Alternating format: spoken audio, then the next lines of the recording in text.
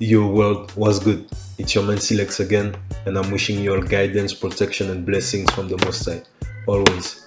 I'm coming to you all with the third episode of the Natty Talks today, guys. We're in the Caribbean again, and more precisely in Martinique. We are gonna meet a very knowledgeable and interesting brother. No need for me to say more here, so let's get into it, and I hope you'll enjoy it. Yes, I. Go naughty, naughty, naughty. Go naughty, naughty, naughty. Go naughty, naughty. Master man, the salsa king, your chair, we take party. Go naughty, naughty, naughty. Go naughty, naughty. Some make us a key, party, party. Go naughty, naughty, naughty. Go naughty, naughty. Master man, the salsa king, your chair, we take party. Go naughty, naughty, naughty. Go naughty, naughty. Some make us a key, party, party. Too much, panic on your keep on moving. Okay, so Peter Bonker, thank you very much for accepting my invitation. I'm really excited that you did so and that you could find the time to do this. So first, for anybody watching us, could you introduce yourself? Yes, I give thanks to everyone, and it's a pleasure as well for me to be there. And I'm very, very glad because, we've been in school together, so it's a long story. And my name is Peter Bonker. I'm from Martinique, and I grew up in Martinique most of my life, but also in Guadeloupe because my father's from there. So I'm a young artist, I'm 27, and I'm just involved in the educating people through music and through the rightful knowledges around the Black sphere, I would say. All right. That's dope. And so you already know the first team I would like to discuss with you is Dreadlocks. So could you talk to us about your own journey and your own experiences on that? Definitely. So first of all, so as you can imagine, so back in the days, when I used to go with some older brothers that used to go in sound system thing, or either in the sphere of Rastafarism and all those kind of movement, like rootical movement, So like very, very young, I fell in love with that culture, which is our culture, but like more deeply and more closely with some bridging that I met, and I had a chance to talk with them, and like I really, really like the way of thinking and the way of living. So I found something similar in them, or in that philosophy that I found in myself, that I wanted to find in myself, So that's why, all in all, like I started to I wanted to grow my dreadlocks, but obviously, as you can guess, with the parents, it's always something a little bit tricky, to get to, especially my mother's working in the in the justice field, let's say the justice field. So, she didn't have like a very good image of, or still nowadays, but it's better now, but like of the dreadlocks type of person, and who those people are, and knowing the fact that a lot of discrimination and a lot of abuse has been laid against those people, against the dreadlocks in general, whether it's Jamaica, whether it's in Dominica. We have plenty of stories telling how bad they treated them. So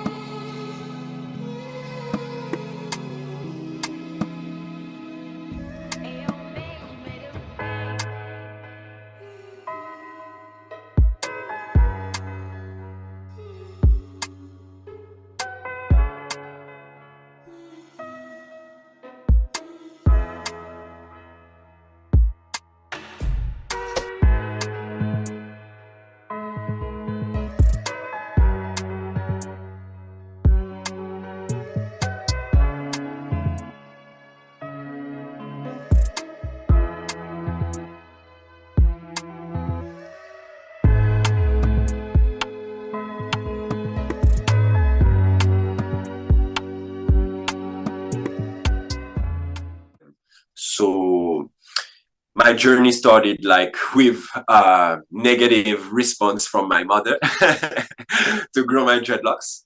But with the time, like she understood that like it was more than like she understood like regarding me that was more than growing dreadlocks, and it was going further than the style. It was just like it was rooted like in the philosophy of Rastafarism, but uh, moreover, I would say like you're wearing your crown, like when you have your dreadlocks, it's like you're wearing your crown. So that is very important. And so around the age of 18, I could grow my hair because growing the hair was the first step, before going to the dreadlocks.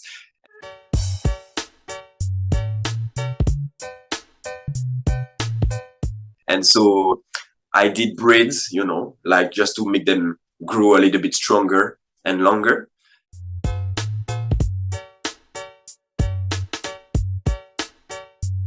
And after, with the permission of my mother, I think it was just about to leave for France. I started like maybe a year before leaving for France.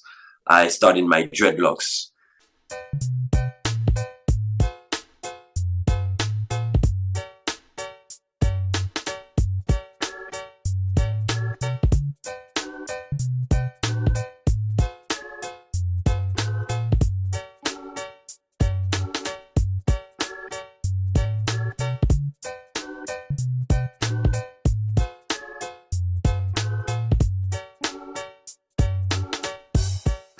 So like it was very, very, I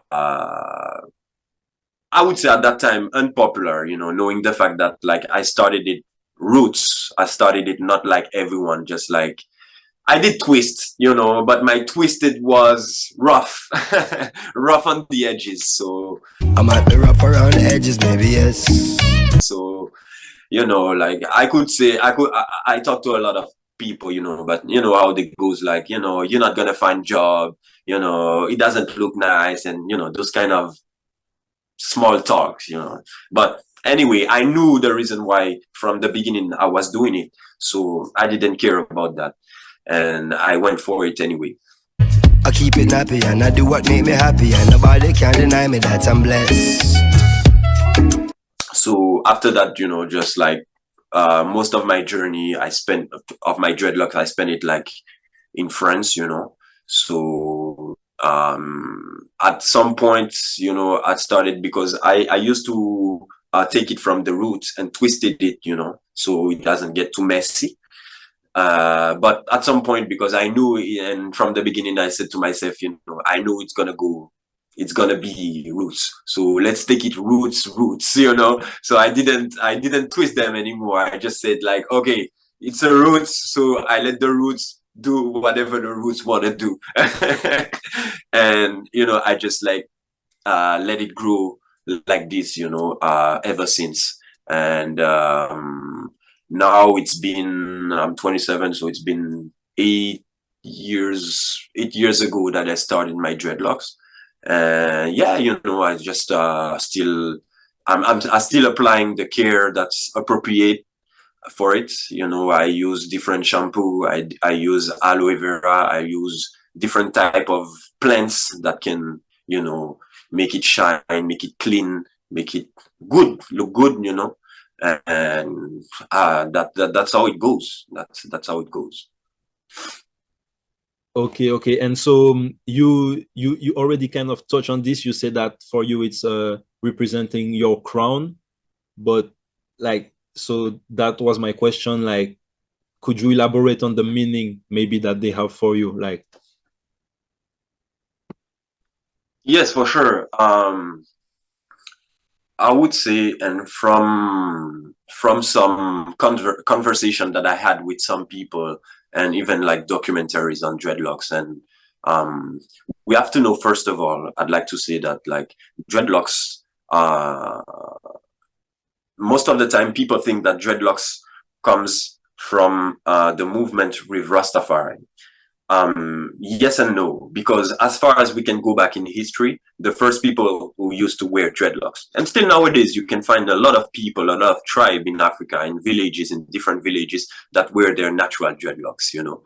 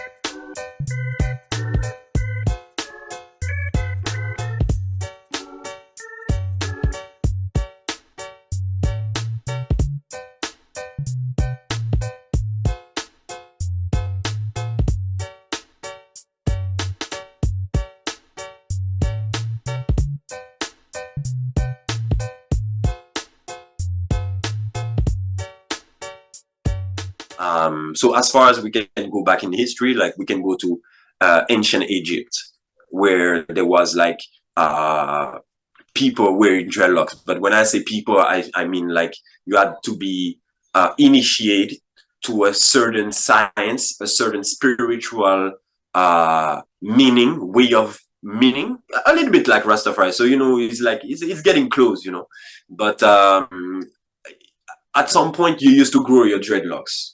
And from what I understood, let's say around when you reach your maturity, like in a spiritual world, you can choose either to grow, keep them, or cut them off.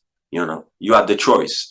But with the time, you know, this is very, very ancient. We still can find mummies nowadays that we have like the name of pharaohs who used to wear dreadlocks. That's pretty simple. That, like, you know, no doubt about it.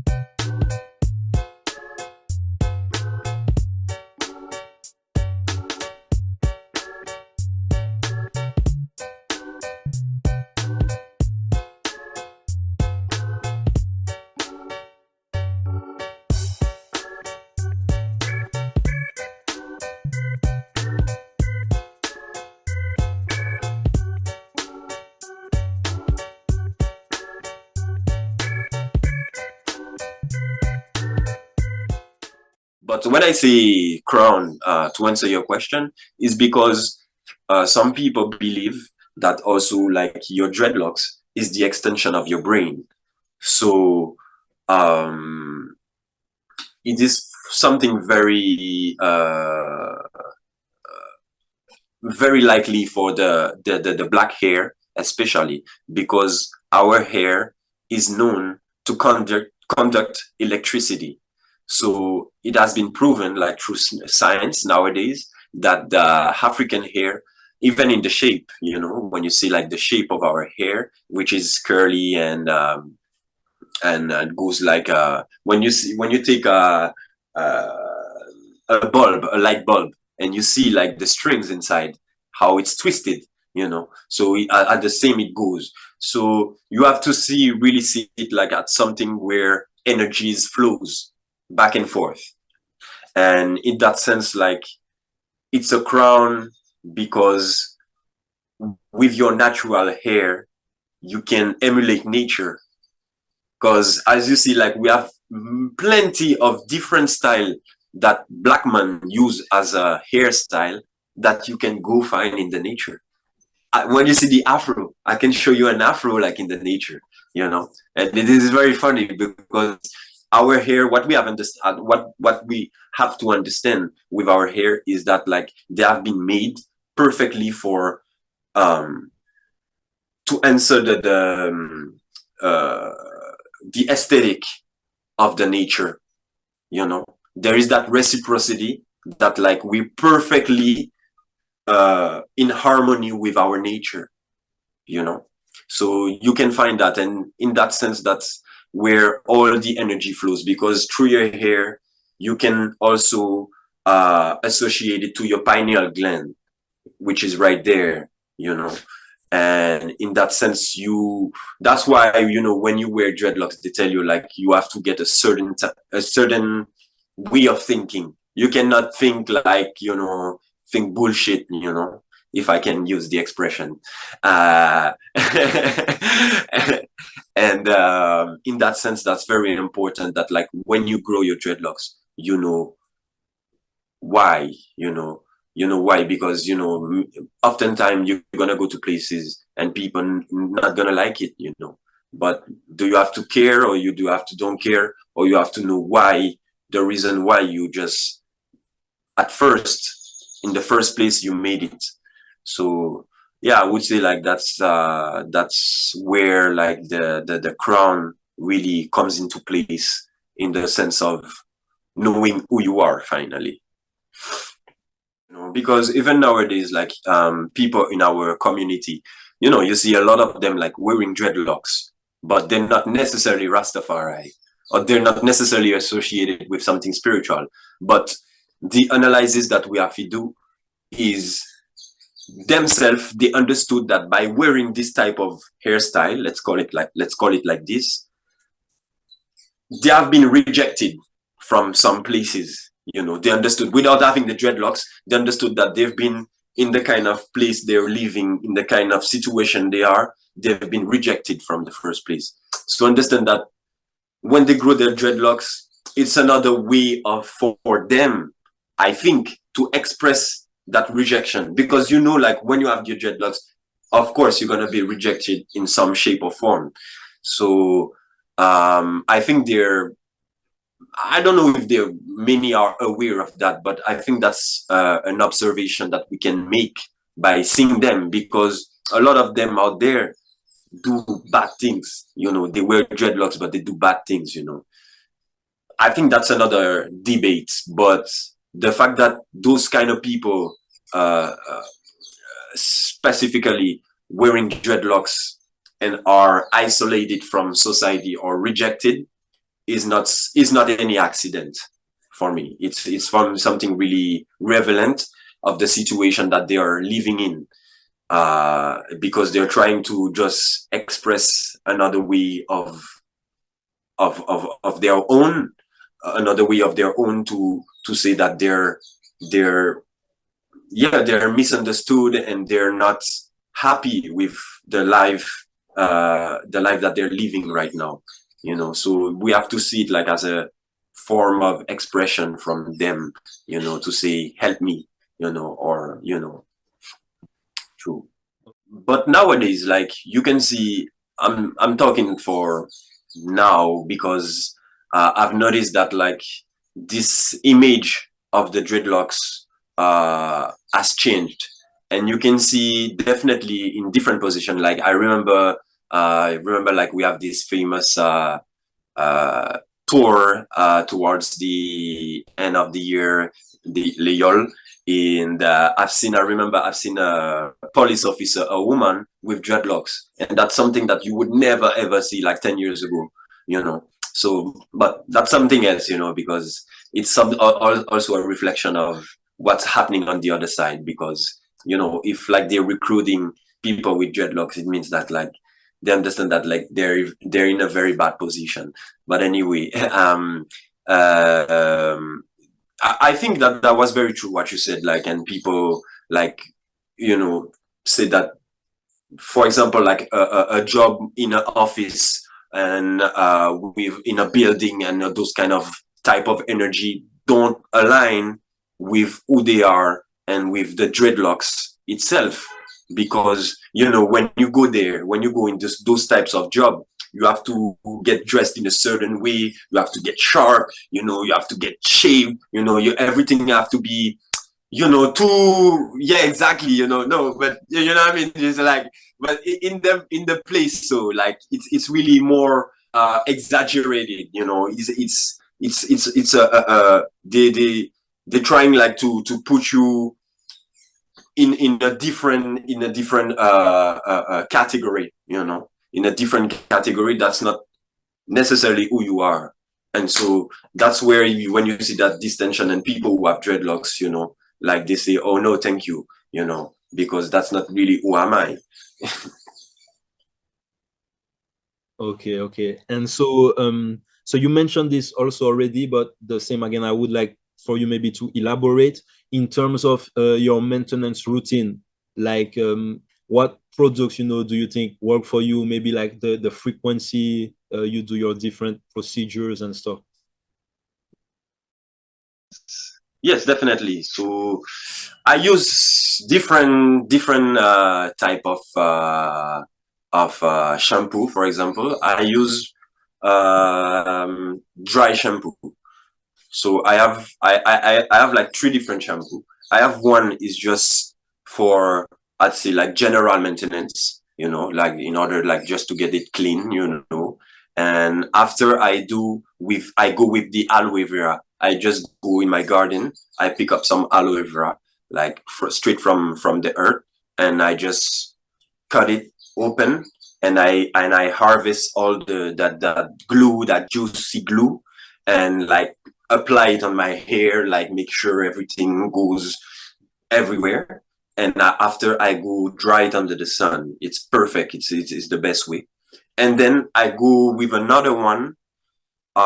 It's this one is less frequent, you know. It's really when, let's say, I've been in a dusty environment, and like I know that I've been doing something dusty and that my hair was exposed, and I'm a little bit like, I want to, you know, really do a very good cleaning, like, you know.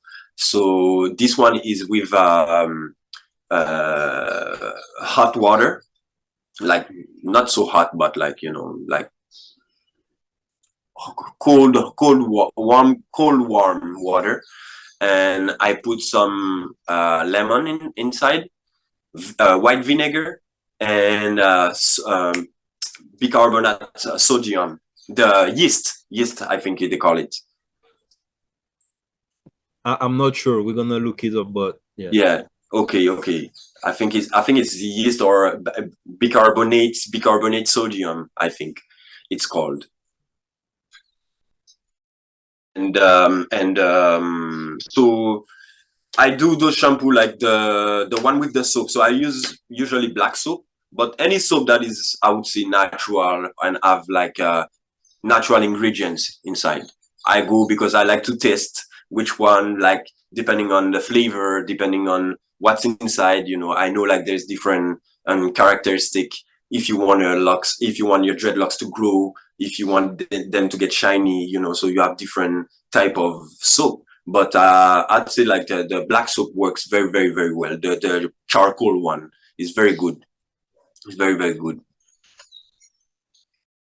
okay, so wait, because like I didn't know this, what you just mentioned, that there are different products you can use depending on what goal. Like for example, let's say, like could you explain us this, for example, like if you want shiny or to grow, like which products are most appropriate? Yeah, definitely. We have the you know that plant, it's called ricin. Yeah, ricin. Yeah, we have that plant. So this one, for example, like you can use it, like it's recommended for if you want to have long hair, like if you want your like not dreadlocks, but hair in general. Like, yeah. Yeah, just to say that in English they call it castor oil. Is the l'huile de ricin, it's castor oil. Yes, I. And yeah, so you have different ingredient. Like let's say like you want to do a basic shampoo and you want them to be shiny, you just put some lemon in whatever you do.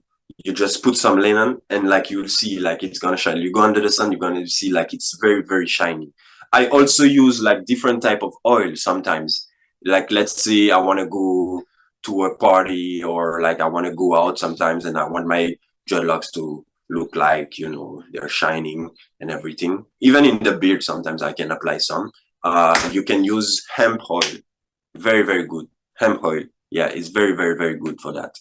And you have also different soap in terms of like the charcoal one is a very good one for that, like in terms of maintenance, in terms of care, in terms of shine. It's a little bit a combination of everything for the type of hair that we have, especially. But we have the what you call it, the goat soap. Is nice too. I've been trying that one. It's nice too. You know, I like to try different one to see which one is more convenient and which one does what, and just to experiment. You know, so I like to see the different texture of my hair after the apply of whatever product that I've been using on them. But for sure, like you can use also like hibiscus is in the same way, like to harvest the glue. I think you have to let it soak in some warm water, and afterward, like you just press it like in a t-shirt or something that's like that can filter it, and like you can get all that same with the aloe vera, same glue, juicy glue, and you apply, you know. And you can even like wash it, like if you want, you can even wash it with soap after, you know. So that's what how I go like often. Or if I go to the river, let's say, I just pick some aloe vera. Like people sometimes they're like, yeah, what is doing? It's like I'm just washing my hair, bro. It's just cool. I'm just applying that, you know, everything. I dive like 2-3 times, and then I'm good to go, you know. Yeah, this always, you know, like kind of fascinates me when I talk with people with dreadlocks, and you know the amount of care that they put in their hair, but still people have this perception that it's dirty and that it's, you know, so it's Yes, I'm agree with that. You know, I used to talk with a girl recently, you know, because she told me that she does she can do hairstyle with dreadlocks, you know, and I say, yeah, that's fine, you know, but you know, many people like proposed me before, like if you know I didn't want to, you know, I said no, thank you, you know, because I want it rude, you know, because no, I understand the brother, because I'm agree, like we are able, and especially the woman, they manage the type of hair the hair style with the dreadlocks that is so beautiful. I love to see it like on other people's head, but on my head, I don't do it. You know, I don't do it. I just like it because I think it's gonna change. It's gonna change me too much. I could go for it, but I think it's gonna change a bit who I am. You know, too much. But I love to see it. You know, but like you said, like people still have this perception of like if it's roots, it's dirty. You know, like there's no care, you know. And I said that to the girl. I said, you know, I bet that my dreadlocks are even cleaner than some people's mouth. You know. So, yeah. and because, and you can still see it like nowadays with the Rastafari community, because there is in the Rastafari community, like you have the Bobo Ashanti, you have the Naya Bingi, you have different tribe in that where, and if you pay good attention, they don't wear the dreadlocks the same way. There's some Rasta, like you're never gonna see them dreadlocks, never ever. You're never gonna see, like, you know. And there is like, for example, the Bobo Ashanti or the Bongo, and like you will see those type of dread. It's fat dreadlocks, it's big dreadlocks, you know, like they wear it just like they don't care. Like it's not like they don't even think about aesthetic or no. It's like roots, like it's roots, like they don't even touch it. Like sometimes like I do separation because sometimes I don't want them like to go too fat and too big, but them like they just don't care. Like if it has to be like two dreads in the whole head, that's what's gonna be. You know what I mean? Isn't I thought the Bobo Shanti were the one with the turban though, isn't it?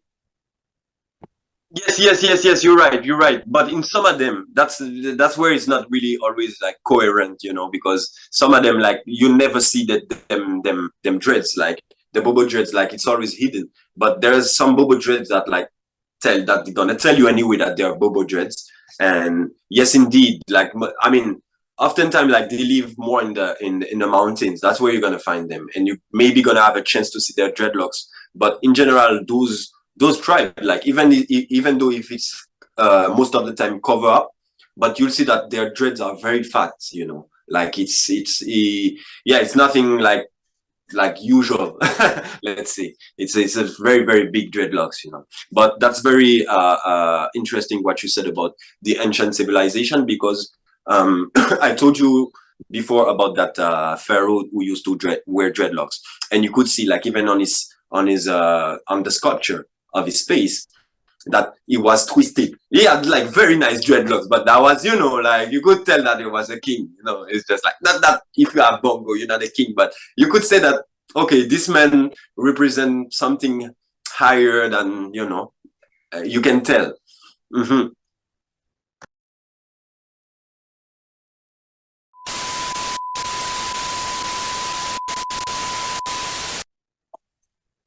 Yeah là.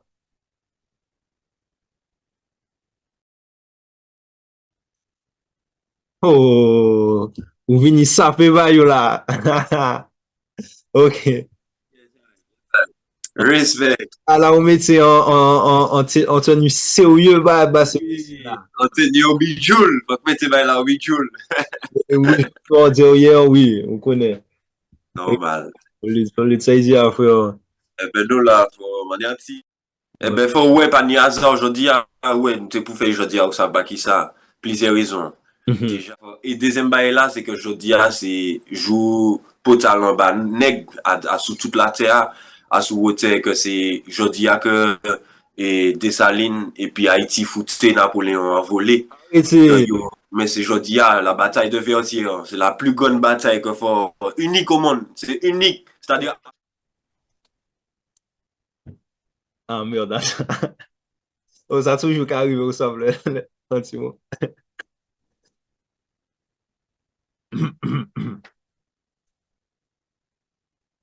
Okay, so Peter Bonker, thank you very much.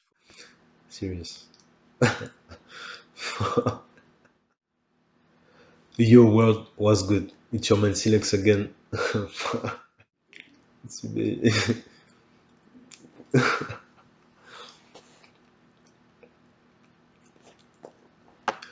Yo, okay, wait.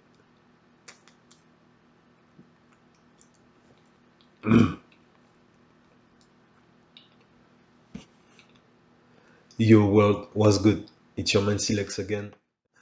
Ah, bon, bon.